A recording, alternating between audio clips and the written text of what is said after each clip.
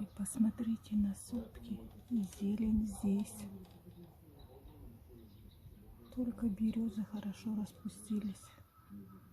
Остальное еще такое наполовину. Если в городе все уже зеленым зелено, там теплее. А вот здесь за перевалом у моря еще так все наполовину.